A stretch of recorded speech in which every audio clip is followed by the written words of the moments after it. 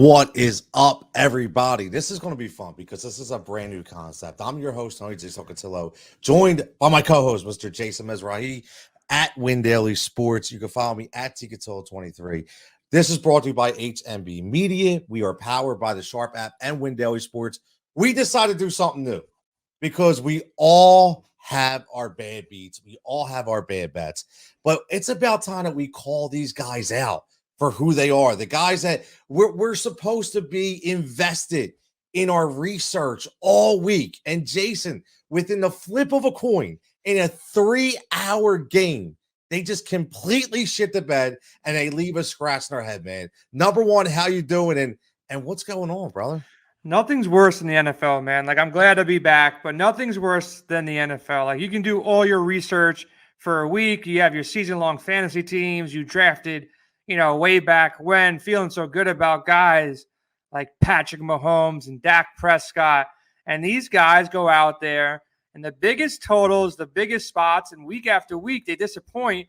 And we keep on playing them week after week because they're still really good at football. And the week we don't play them, that's going to be the week that they go out there and have a monster game and win somebody $1 million. And if you bet on them, they'll show up and do a good job. So, look, I took the under in the Cowboys-Chiefs game, not as a hedge, just because my guys at the Sharp app are super sharp and they know what's up and they made me some money on there. But from a fantasy perspective, man, these guys completely let me down. Every week, man. It's like going into a store as a fat guy trying not to eat a candy bar. And you got it. You say, you know what? I'm going to pass it up this week, but next week you're going to grab it. It's just your instinctual problem. It's just what you have. And you said Sharp app. So make sure windailysports.com for all your DFS needs, projection models, Discord chats, premium content, free content. It's all there. Sharps.app, I call it the home of your sports betting, whether it be prop bets, whether it be college football, whether it be Major League Baseball, NBA, NFL, you name it. It's all there, plus video content as well. So here's the thing. Me and Jason are kind of spitballing this because we thought of this concept of where we said, you know what? How are we going to do the show? Do we need a major concept? Do we need all the bells and whistles? Now we're just going to free flow. And what we're going to do is this is going to be all based on DraftKings. So we're going to share a screen in a minute. We're going to go through these DraftKings live points to show you just how many stiffs actually played like stars and how many stars were absolute stiffs on this week. Jason, you were one of the very few to go under because I thought, let's just start right off with the Dallas and the Kansas City game because I thought I was going 60 above. I mean, the over and under 56.5. I was like, yo, this is going to be fireworks, man. Patrick Mahomes is back. Dak Prescott, they're going to be throwing all over that putrid Kansas State defense. And then 19-9? Are you kidding me? 28 points? Like, how does that even happen, man? How does that happen? Listen, the hype is real, man. Like, week to week in the NFL is so mind-boggling sometimes, man. Like, from a fantasy perspective, we want to think that these guys are the best guys on the field, and they're going to go out and do their thing every single week. But these defensive coaches like Spagnuolo, they have other motives, man. Their motive is to stop Dak Prescott and stop this offense in its tracks. They're playing at home. It's loud out there. So, look, I'm not the smart dude, man. I was all over the Chiefs. I was all over the Cowboys. My guy, Steve at the Sharp app, he just helped me out, man. He helped me retain some of my losses by, placing a bet on the under. I let him free flow. Like, we're free flowing this show. I give him my sports betting account and I say, you know what? Do your thing. Last night, he goes 8-1 in college football, just crushes it. And then in NFL, I think he went 5-2 today. So, big shout out to him. He kind of gets all of our best bets at the Sharp app and kind of just says, hey, Jay, I know you're super busy. I got you covered. I'm going to place all our bets for us. And I just trail him. It's so easy. It takes the thought out of it. And dude's a lot smarter than me when it comes to sports betting. So if you want to lay a couple bets, just download the app. It's completely for free. And they're printing money over there, man. But from a DFS perspective, it hurts, man. It really hurts when these guys, like, we're looking at this list right now. Your boy Jalen Hurts, big shout out to him. I know you're a big Philly guy. Yes. You can't notice the background in Tony's basement right now. It's Philly across the board, man. But Jalen Hurts. Wait, can we get some love for Bryce Harper?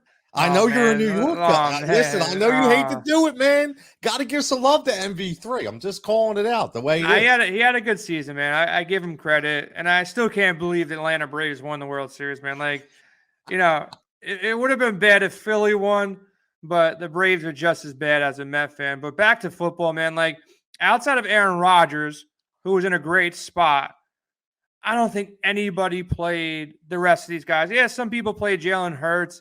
I would say some people played Cam Newton, took a shot, but the reports on Cam was PJ Walker might be out there. So, like, all the thought I had earlier in the week, he's 5,100. He's super cheap, running quarterback, greedy with an ego. He's definitely going to run a couple in. I came off him, towards the end of the week. But then if you talk about the rest of the guys, and it's like, look, Cousins, I don't mind playing Kirk Cousins, but not against Green Bay's defense, because Green Bay defense is supposed to be legit. And now we have to name all these guys who played better than Patrick Mahomes and Dak Prescott: Simeon, Colt McCoy, Tua, who's a bum, Andy Dalton, Ryan Tannehill, Garoppolo. Look, Herbert's only threw a quarter, and he did better. Like, we're doing this on Sunday. It's only a quarter in this Chargers game, and he's already ahead of him. Huntley? Really? Mac Jones? Derek Carr had a miserable game. Yeah, wait. Your boy Baker is ahead of Pat Mahomes. Baker. Carson Wentz didn't have to do anything because Jonathan Taylor scored 5 touchdowns. He still did better than Patrick Mahomes. And then I don't even see Dak Prescott yet. Trevor Lawrence, another bum. Russell Wilson and Dak Prescott. Look, I wasn't on Russ this week. I think there's problems in Seattle. Came back too early. DK is, not really doing his thing. Tyler Lockett, they have no run game. Their defense is getting better, but they have problems right now. Like, Russ probably should have left last year. The writing was on the wall there. He hung in there. But Dak Prescott, man, like, this is the thing. When a star receiver is out or a star running back is out, everybody automatically thinks the next guy up is going to have a monster day. And let's rule out CeeDee Lamb here because he got hurt, concussion, but he wasn't like poised to have a big game regardless. But with Cooper coming out, you would have thought Lamb and Michael Gallup had monster days against his Kansas City Chiefs defense, but it doesn't always work out that way. And sometimes you got to think opposite of what the field is thinking, because we all thought great spot for both teams. They both flopped. Kansas City, put a stop to that Dak and Cowboys offense, and it just never panned out.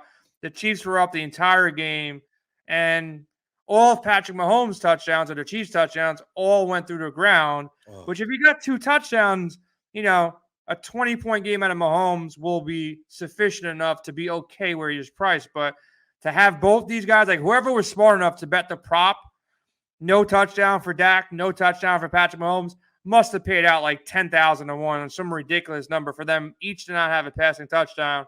But I guess they did better than Justin Fields and Matt Ryan and whoever else, Tim Boyle. Like, these are the guys that did better than Boyle. Crazy. So here's the funny thing. Look at this, Jay.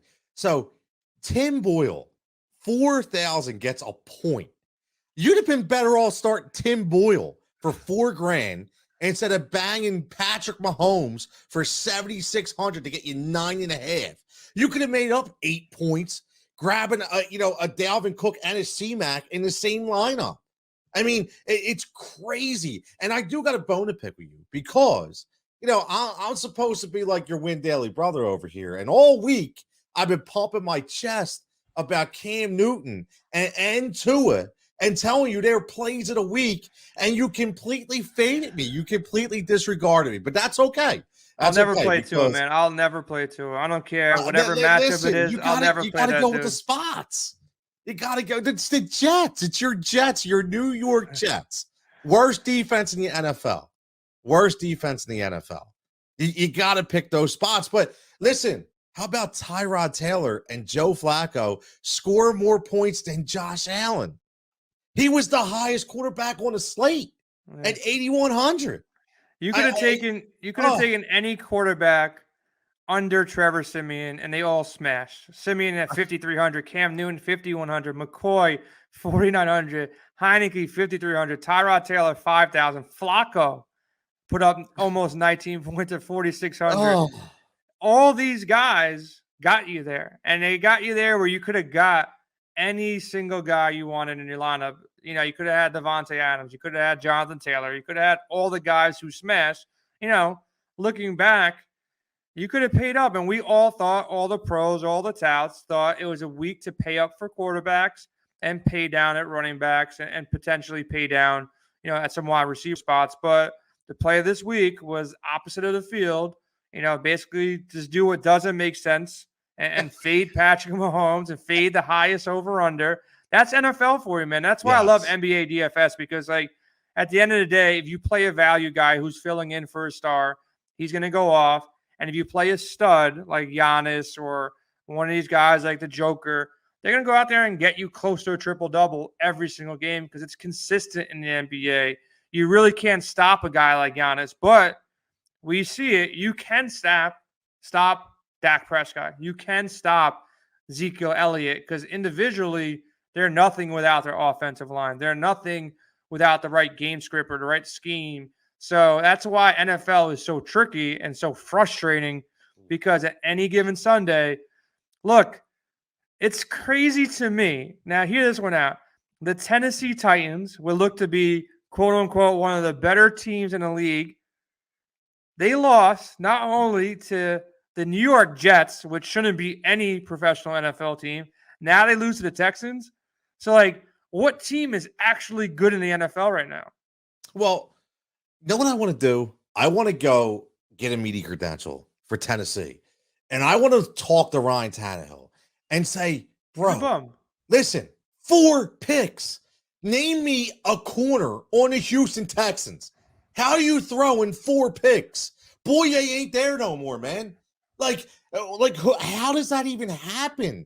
You're supposed to be an MVP candidate based on what you did last year, and you're throwing 4 picks to the Houston Texans. I just, it boggles my mind, man. It boggles my mind. Let me ask this before we move on to running backs. One guy that you were shocked at, whether it be a guy that overproduced or underwhelmed at the quarterback position on this list, what was the one guy you were expecting to do really, really bad, and he did really good? Really bad who did really good. I wouldn't say really bad who did really good, but I'll say somebody who did really good who I thought would have more or less an average game, and it's Jalen Hurts. I know he was coming off so many consistent weeks of 20-plus points to start his career, starting last year, rolling into this year. I barely played him this year. I think the one time I played him was probably like the only week he went under 20, and I got off the train really quick. The New Orleans Saints defense is supposed to be good. He doesn't have a ton of weapons, but that's what happens when you get a dual threat running back like Jalen Hurts that can go out there on any given Sunday and rush for 3 touchdowns. Like, he scores all his points on the legs. 69 rushing yards. Those are 6.9 points where, most other quarterbacks aren't going to run for 69. And then he gets 3 rushing touchdowns.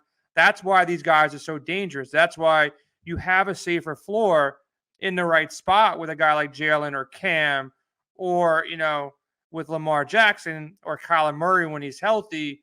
Those are the reasons why you always want to play running quarterbacks, because even if they have a bad day, they score a rushing touchdown, they go for 50 yards. It's such a big boost to your offense. So he's a guy that was, for the most part, off my radar that had a great game. Now, these 5K guys, like you said, Tua and Flacco, they were set up to be in good spots because they're going against bad defenses. And the other big surprise, I would say, is Colt McCoy. Like, we didn't even know if this dude was healthy enough to play in this game. I thought they were going to stuff Kyler in because Colt McCoy was equally as hurt as Kyler Murray, and he went out and had a big game. And that Arizona team, like I asked you the question, like, what team is for real? The team that can keep winning without Kyler Murray and winning with Colt McCoy, give that team some damn respect. Like Arizona, like, nobody wants to give this team any kind of credentials. Like, they're good. People are betting against them. Again, I'm not trying to toot our horn at the Sharp app, and it's not my play. Like, I would have been a donkey who took the Seahawks because everybody and their mother said, oh, Kyler's out, you got to take the Seahawks. And we even said it last night, and Sia, I think, bet it live on air on Sirius last night. But what did Steve bet? He bet the damn Cardinals. Like, I can show you the text. He's like, oh, give me the extra points now. Okay. They're still a way better team than the Seahawks. And the way he describes it, though, like I never really, we're both old. I consider myself like kind of old. And I Me think, too. you Yeah. consider yourself kind of old, young at heart. Like I can still bang with Yeah. the best of them, but like I still consider myself older than most people who are going to be watching this. Like I'm I not never hopping really, no fences anymore, man. I can still hop a fence. I'm Nah, still I don't good think at I can hop hopping a fence. Nah, I'm good.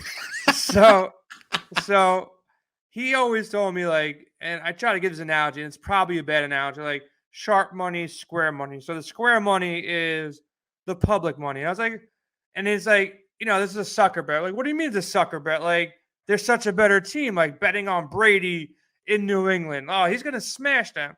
No, that's a sucker bet. And that's where the square money is and the sharp money. And I finally realized it. Like, you walk around Philly, I walk around New York.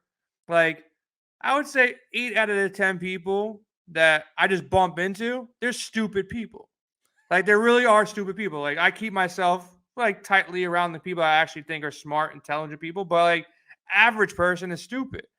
So like if you're walking through your life and the average person is stupid, and now you find out that most of the people, so 8 out of 10 people are stupid.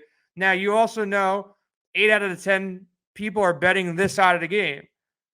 So you don't want to be on the stupid side. And that's what the sharp side is. You don't want to be on the square side. You want to be on the sharp side. So if all the people think that this is the right side, chances are they're the stupid people and you want to be on the opposite side. Like I never really thought about it that way because I was the guy who's like, Brady? I got to bet on Brady. Or, Kyler Murray's out. I got to bet on Seattle here. But no, it's the opposite. There's so many more things that come into play.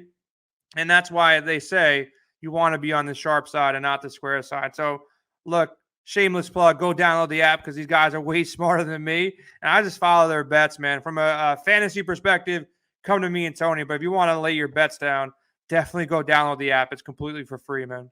That is free bet of the day. Every day is thrown out there. Man, it's that stational. You got Jocelyn doing stuff every day now. But listen, not just me or Jason at Wendell. I'm going to tell you something, man. My man Ghost is killing it. Always. Sticks is killing it. See, killed. There's so many different personalities. So check it out. Again, you will not be disappointed. You mentioned Jalen Hurts. I completely agree with you. He's my guy. I was not. I would say I wasn't shocked, but I was surprised. And it's funny you mentioned about Arizona because I had this huge man crush on Sean Payton and Sean McVay because I love offensive masterminds. But I will say, man, Cliff Kingsbury is really growing on me. If I find out that he had a shot with like J-Lo or something in another life, then I'd be all in on Cliff because I was completely wrong on him, man. I thought he was a dope. I'm sure he's not doing bad. Man, I'm sure he's not doing bad. You've seen his house. He did a draft at his house. I'm sure he's doing okay on that side of things. He might have jumped up on the Jigsaw Man crush wagon. I'm just saying. I know you, Jansen, hated Kingsbury, man. I know. Remember? You guys both were shitting on the dude. I didn't have a take on him other than the fact that, look, but if you're winning games with Colt McCoy, something is right with that team, man. They're playing some good football. James Conner revived there. And they're not only not doing it with their MVP candidate quarterback, they're also doing it without DeAndre Hopkins. Like, let's not forget about DeAndre Hopkins. He's out there too. So how the hell are they winning with AJ Green, James Conner, and Colt McCoy? Shocking. And not to mention JJ Watt. Right. So we again, we all thought he was going to be that cog in the middle. Names don't matter, right? Man. In the NFL, names don't matter. It's not, it's not the LeBron league where you can just go dunk on people and get some calls. Like, you need everybody playing team ball to win a game. Well, team ball, yes. But in Indianapolis today, team ball was all about JT because our man Jonathan Taylor, he took the trophy home. Now, he was the number one guy on the running back slate. C-Mac was. But Jonathan Taylor, 8,300, gave every owner every amount plus more. He gave them 3 weeks production in one. So if you started Jonathan Taylor, Jason, I'm pretty sure you probably did pretty good in your cash games and your tournaments. This is what I'm doing next week, Tone. This is pretty simple. I'm taking every single person with the worst matchup I'm just playing that because, like, me and C were talking about this on Sirius last night. He was trying to sell me on Jonathan Taylor. I'm like, what are you crazy, man? Buffalo's defense is good. It's supposed to be raining in Buffalo. He's one of the most expensive guys on the slate. I said, you know what? If you want to go there, I would take Nick Chubb over him. I'd take McCaffrey over him. I take a lot of guys over him. And then we talk about value. There's a lot of value plays that one of them, which we'll talk about, who also shit the bed. But Jonathan Taylor goes out there, and me and Sia talked about this for like 5-10 minutes, and now I feel like the dope because I thought Buffalo's defense was good, and I thought Jonathan Taylor in the rain would have some struggles with Carson Wentz, and this offense moving the ball, and Buffalo would be winning this game, so less Taylor, less running, but of course, one of the guys with the worst matchups on the board, highest price guy that everybody wasn't playing, under 5% owned, goes out, doesn't score 1, 2, 3, 4. No, he scores 5 touchdowns. If you played him, you automatically cashed. Like, you could have played him with Patrick Mahomes, and he would have made up the difference pretty easily. So Taylor was the guy, but the guy that I'm really hating on, and you got to scroll all the way down, like guys like Devonte Freeman, I don't know how he's still in the league, did better than him. I don't even know who Dontrell Hilliard is. That guy did better than him. James Robinson, who went into this week, like, probably not going to play. He did better than him. DJ Dallas, like, backup to the backup in Seattle. He did better than him. Miles Sanders, who you can talk about that guy. He did better than him. But everybody played Jeff Wilson. Everybody. Every sharp was on him. He was the most, highly owned guy on the slate. San Fran run offense going against one of the worst defenses in the league in Jacksonville. 5,100, supreme value. Dude puts up 6 points. Like, he doesn't burn you if you played him. Like, you could have still cashed with him. But if you go roster him with Dak or Patrick Mahomes, like a lot of smart people, not stupid people, a lot of smart people did, we all lost money with him. And this is what, it means to fade the chalk in DFS, because sometimes, you know what? The chalk hits. But when a guy like Jeff Wilson, who's 50% owned, goes for 6 points, like, you can get somebody else. If Jeff Wilson does good and he gets you 20, there's still a lot of other guys who'll get 20. You see it if you scroll up and down the list. There's like 10, 15 other running backs that got 15 to 20.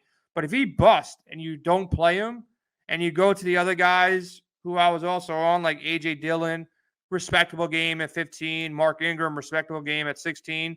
Both these guys were fine. If you just faded the most highly owned guy, Jeff Wilson, you're straight, man, and you got leverage over the entire field. What's crazy about this is why it's so unpredictable, because Jeff Wilson. Now, I made a comment about I probably couldn't hop a fence. You said you probably could, right? Yeah. 19 carries for 50 yards, bro. Like, he barely got 2.8 yards per rush. Like, I honestly think I probably could do that. I could get that against Jacksonville. And we were talking the week before, you're going up against Aaron Donald, Von Miller, and you're destroying them. But for some reason, the Jacksonville Jaguars stand in your way. I don't get it. Tom, can you do me a quick favor? Slide over to the wide receiver. These wide receivers, these skinny guys who are supposed to go out there and catch balls, and go to our guy Deebo Samuel and hit that little stat tab next to Deebo Samuel. You probably, right there. Right here. You see that? Yep. He ran the ball 8 damn times. He's not a running back for 79 yards and a touchdown. Those were supposed to be Williams' points. Like, that stat line. Now, imagine you ran 18 times with that stat line. You would have had 2 touchdowns. You would have had 140 yards, 150 yards. But no, we played Jeff Wilson, the bum, and everybody had him. And I was telling people all week, man, like, Deebo, he'll sneak in there and get some touches at the running back spot or ends, and he's definitely the most talented guy on the field, and nobody's going to play him. But Jeff Wilson, a bum. Some other guys that were highly owned, Deontay Foreman, who were, he was also a cute little play. Luckily, what happened to him? I didn't play him, so I didn't really care too much, I'll be honest. Like, I'm like, nah, I'd rather just have Mark Ingram. He feels a little bit safer. I don't know what happened, man. Like, I don't know what it's – you got AP there. You got Tannehill at quarterback. I don't know what happened that game, went wonky. Luckily, I went ice skating with my daughter, so I don't have to watch the pain of these early games. But yeah, it was bad, man. It was bad in Tennessee. If you rostered anybody on the Tennessee Titans, you definitely lost some money or you were climbing uphill, man, because they sucked. Nah, they really did. I mean, everything about that game was terrible. But I will do a positive note here because one of my guys, Dalvin Cook. Listen, this is the best part about sports betting, and I'll be the first one to tell you I am not a huge sports bettor. Jason knows that, right? But I do some prop bets. I do a show on the Sharp app called The Alternative Edge, and I had the rushing receiving prop of 108.5 for Dalvin Cook to go over. Now, here's the best part about this. I'm literally watching this game, and he had a total of 93 yards with about 2 minutes left in the game. Sweating. Right? And he gets that pass for 23 yards, and I'm jumping up and down because I'm like, at the end, he gets 115. That's the fun of it. But the worst part of it is what we're talking about. Devonte Freeman, like you just said, was a year ago was basically like Lamar Odom, right? He's like washing windshields in Compton. Then all of a sudden, now he comes out of the blue. They put him on the field, and the guy's getting 20 points a game. Right now, I know the Chicago Bears were without Khalil Mack. Their big leader. I get it, but still, it's Devonta Freeman, man. I mean, he was 5 years ago. It's just, again, Zeke, man. Listen, I'm done with Zeke, Jay. I'm done. Oh, yeah, listen, I'm so done with Ezekiel Elliott. Like, I want this whole feed me more. I want feed me less. Can we retract the spoon because you're doing nothing at all? Nothing. Again, I'm so frustrated with some of these running backs, man. Pollard's the better runner in that backfield at this point. Oh, 100%. You can see how quick he is. Like, if he got the amount of touches that Zeke got, the game script wasn't good for either of them. Like, it was just bad all around. But Zeke, 9 for 32, and then Tony Pollard, 7 for 50. Tony Pollard caught 2 passes on 2 targets, 2 for 20. Zeke, 6 for 36. He just looks like the quicker, more dynamic back. That changing of the guard won't happen this year, but it's soon to happen one of these years. Because, look, Dallas is still good. I don't know honestly, I don't know who's going to win the Super Bowl. I don't know who's going to make the AFC, NFC championship. I think it's wide open. I thought the Rams are good. Like, I really did. I thought the Rams were good.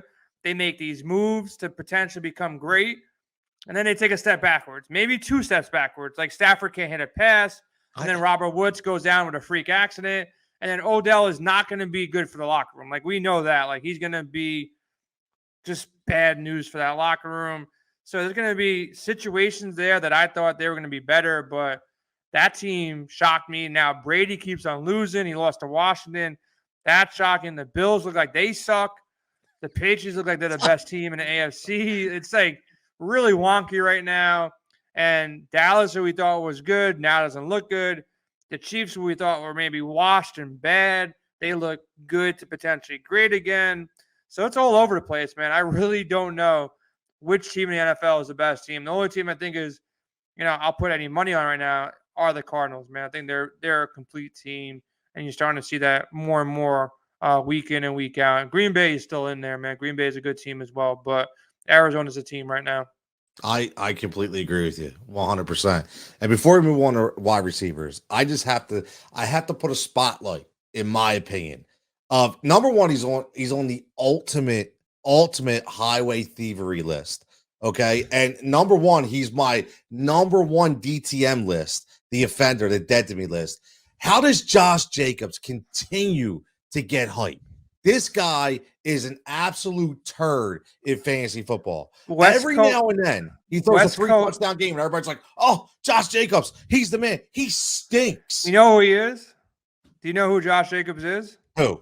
He's the West Coast version of Miles Sanders. Same dude. Exact same dude. Whoa. Tell me they're not like, I haven't looked at their stat lines, but I bet you if you go through their stat lines for the last 2 years, they probably within 2 yards of each other. They are the exact same dude, bro. Same guy.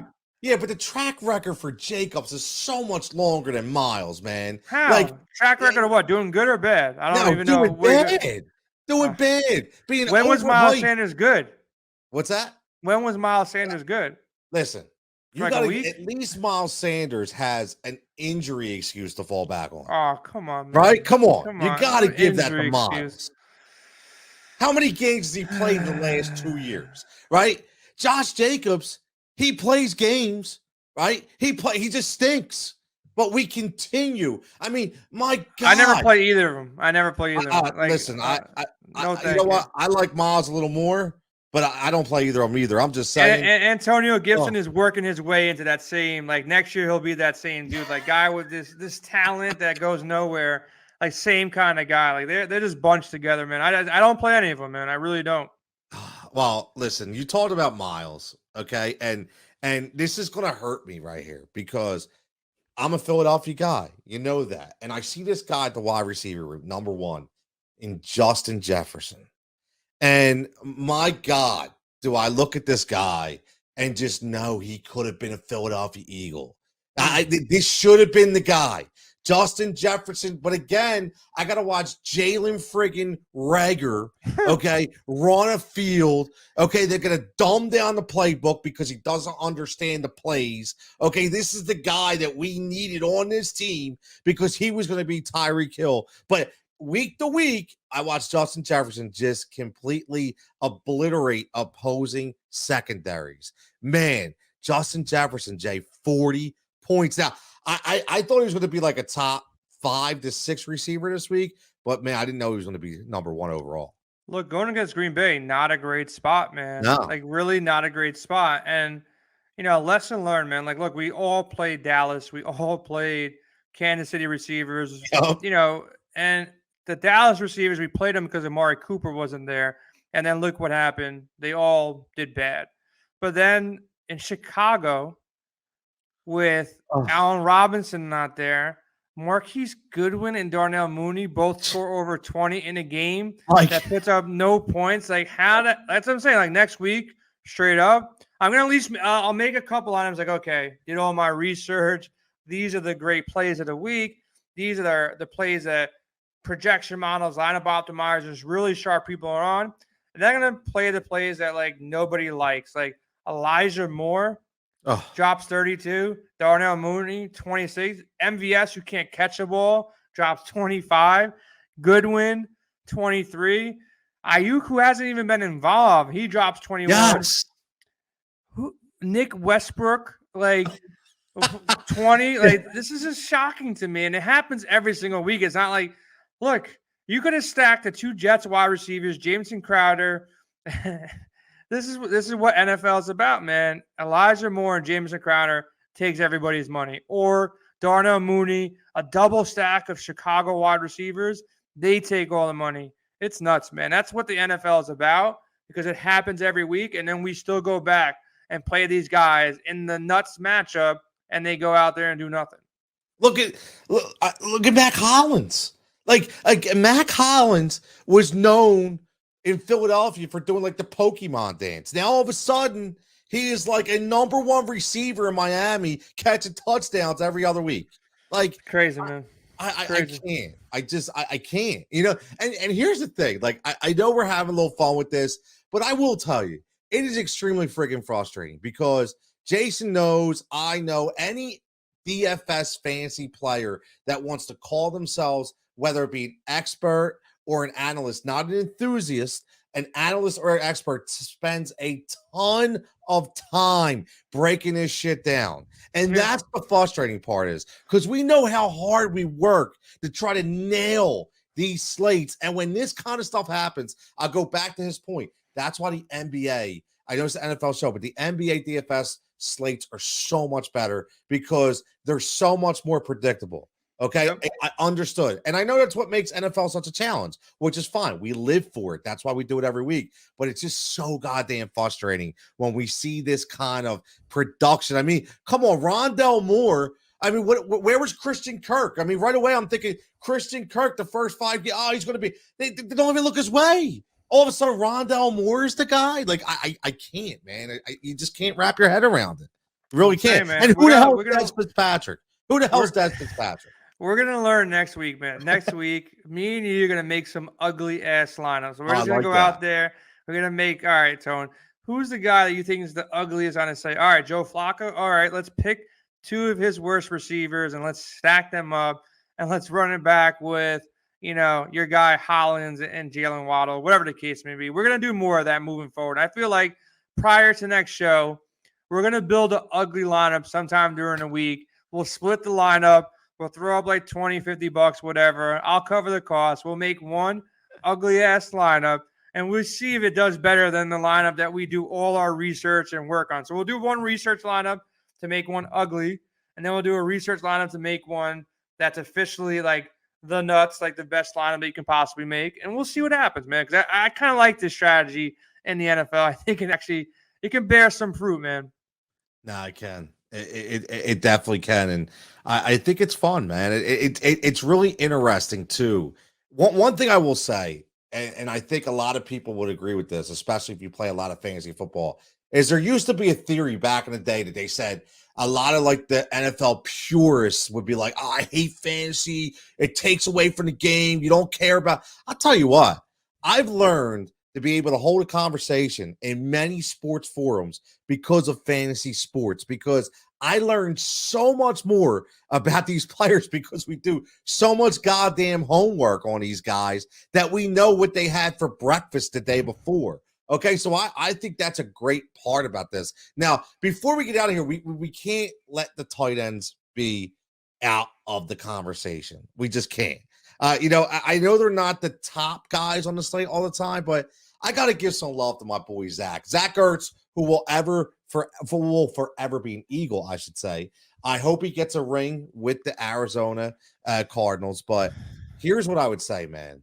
I mean, who had Arizona Zach Ertz tight end number one on their slate? I know I didn't, right? I know I didn't have Adam Troutman, okay, as a top 5 tight end. Right. I mean, George Kittle, I'm going to give him a pass, Jay, because that game kind of was like, it was out of hand. And it was kind of like, it was one of those games. It was very drawn out in the second half. So that's why I didn't get his points. But come on, man. Like Dallas Goedert for the Eagles, you just signed that big money deal. You were only 4,400, which was kind of like a really good bargain. And you can muster only 11.5 points. I don't know, man. I don't put a lot of faith in tight ends, but that kind of stuff really bothers me. Sad part is, Stone, all these top end tight ends, I had them all. they meant nothing. I didn't make any money this week, but I talked about Zach Ertz a bunch on SiriusXM with Hopkins going down. His target share was going up. I said Darren Waller was a good pivot off a potentially chalky Travis Kelce. I had Kelce in my main lineup. I picked up Adam Troutman because I needed to slide in a tight end for Tyler Higbee in my main season-long league. I played Troutman. I actually picked up Ertz and Troutman. I played Ertz, but I had Troutman there just in case I wanted to switch off. And after the news broke, I slid Mark Andrews up too with Hollywood Brown being out. I said Andrews is in line for a pretty good game. Knox, I wasn't really on. I didn't think the price was right on Knox. And I said Kittles could have a big game. He's doing more for this offense. So I kind of nailed these tight ends. So I'm not like really mad at any tight end because I had Kelce in my main. And in the late slate, I played Zach Ertz. And I like Waller in that Las Vegas game. So I was on most of these guys, but tight end is a position where you can even like do okay at tight end, and nobody's going to go out there and drop like 40 at high ownership at tight end to really, worry. It happens once in a while with Kelce, but they weren't the guys who let me down, at least. It wasn't the tight end. It was these damn wide receivers and these stud quarterbacks that just went out there and did not do their job. No, and again, let me just say this before we start to get out of here for everybody watching, because this isn't just a vent session. We are going to vent, but we are going to say some pretty intellectual things. And I want to explain to everybody, Jason said something very important when he looked at Darren Waller. That the whole reason why he's talking about, look at that, it's $1,000 savings. I keep saying that. When you're playing DFS, that's huge. $1,000 is a lot of money because you essentially take that $1,000 and instead of getting somebody, say a running back for $5,400 Mark Ingram, you bump up $1,000 and you can most likely get a better version. Could have been Jeff Wilson if he actually played. Not this week, but that's who you could have, possibly gotten. So you have to look at that. But I will say one guy I was right on was Kyle Pitts. Bill Belichick always stops the opposing best the opposing team's best player. That was Kyle Pitts, who absolutely didn't show up. Are these Patriots at for all. real? Are these Patriots for real? Let's Yes. hear it before we go out. They are for real. They are a playoff threat. Are they I better than think the they Bills? Are they better than the Bills? I don't think they're better than the Bills. Here's No? the thing, but I'll tell you what, man. I really like Mac Jones. I like his poise, and I think that having McDaniels and Belichick in his, in Kind of his helps, corner, right? huge, Those guys, kind of smart, right? They're not the stupid people. No, No, they're they're smart definitely people. smart. And we asked David Meltzer last night about where are you at on the meter here, Brady or Belichick? Who was more responsible? I want percentages. Sia said last night, or David Meltzer said last night, 70% Belichick, 30% Brady. And I thought that was too much one way, way too much one way after what he did at his age last year in Brady. But where are you at on the Brady Belichick debate? Honestly, I'm going to go 60-40. Which way? I'm going to go 60 Bill, 40 Tom. And the reason why is because Bill runs more on that team than just being a head coach. He's the culture guy, and he runs the defensive mindset on that team as well. So I still think he's a major difference maker. So I'll say 60-40, but Tom is terrific for a reason. I was the Belichick side every single year, and then last year kind of swayed me, man. When someone does that at 40 years old, and people still want to give him credit, like this year will define my final decision on Brady Belichick. Like if Brady, he doesn't need to win a Super Bowl, but if Belichick pushes this Mac Jones team farther ahead than Brady, I'll go back to leaning Belichick. But if Brady goes out and then Mac Jones and this Patriots don't really have much talent, man. Like it's not like their running game. Yeah, they got Damian Harris. They have no wide receivers. They try this 2 tight end set. But if Belichick does it again, man, he is the evil genius. Like if I was starting a team in the NFL and I can pick anybody, it wouldn't be Patrick Mahomes. It wouldn't be Tom Brady. If it's just one person I could pick, I would take Belichick before any single player, hands down. So I think he is the evil genius. He just does everything right, outworks everybody, smartest guy in the room. So I want him first over any athlete. But Brady, at his age, man, in the NFL, like I'm going to be sore tomorrow and I went ice skating for like 20 minutes, man. This guy is like getting tackled by 300-pound linemen and he's just out there next week. And he's outworking everybody, man. So I got to give him credit. Hey, listen, man. She's not listening. Love my wife and all, but I don't have Giselle out, in the living room waiting for me either. You know what I'm saying? I'm just saying the man he's young for a reason, Jets. All I'm saying. He's young for a reason. But before you did say something smart. I will say that. When you talked about Bill Belichick and this year's team not really having a go-to wide receiver. So you think about it. Brady's got Evans. Brady, I know he's not playing right now, but he's got Antonio Brown, right? Chris Godwin has Gronk, right? He's got Fournette behind. So he's got a lot. Well, and he has a really good defense too, man. But But Dak had all those weapons today. He did nothing. And there's so many teams that, Aaron Rodgers could not make it past them with a really good team with Devonte Adams. So, like, even though you have all this talent around you, look at Stafford right now struggling. So it's anybody's game. But I really think he does so much for the culture too. So he learned from Bill, man. And I'm really interested to see, Belichick. I saw him do an interview. There's going to be a Madden special about John Madden this week. I think leading up to the Thanksgiving game. So everybody should check that out who's an NFL fan. It looked pretty interesting. I saw Belichick start, doing a little rundown on what it's going to be like. So I'm interested to see that. And everybody have a really good Thanksgiving. We've been through a lot with COVID and everything. I spent some time with the fam. And for whatever reason, Tone, let's put it out there. Every Thanksgiving, it's usually my best week for NFL. So hopefully we're like venting and getting all these the bad juju off us going into Thursday. And hopefully we have a big day. And make sure we're going to be doing some live streams on Wednesday night, Thursday morning for the NFL Thanksgiving special. So make sure you check us out at windailysports.com. Download that Sharp app if you want free money, man. It's a lot easier than DFS. Like sports betting, I can just say, all right, go take the Washington football team and go bet them. You click a button, you bet it. and you win money, or you lose, but more times than not, you'll win. But in DFS, like I can tell you, go play these best plays, and you still got to like mold the lineup and do all that. And I can make mistakes, you can make mistakes, and someone who doesn't know as much as us tries to make a 9-person lineup and compete against hundreds of thousands of the people and only enters the million maker, chances are that person going to lose money. But in sports betting, you can just literally take our plays, and we're going to win at a way higher rate than you would on your own. So definitely go download that Sharp app.